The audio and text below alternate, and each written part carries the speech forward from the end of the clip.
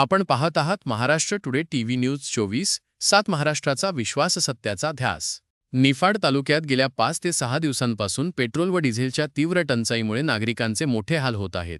तालुक्यातील अनेक पेट्रोल पंपांवर इंधनाचा साठा संपल्याने नो स्टॉकचे फलक लावण्यात आले असून ज्या काही पंपांवर इंधन उपलब्ध आहे त्या ठिकाणी नागरिकांची मोठी गर्दी होत आहे।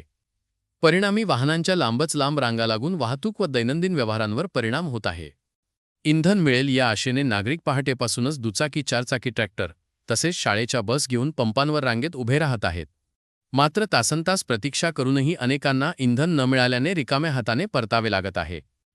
दरम्यान काही ठिकाणी पंप कर्मचाऱ्यांकडून नागरिकांशी अरेरावीची भाषा वापरली जात असल्याच्या तक्रारी समोर येत आहेत। इंधन नाही गर्दी करू नका असे सांगताना काही ठिकाणी वादावादीचे प्रकार घडत असून नागरिकांमध्ये नाराजीचे वातावरण आहे।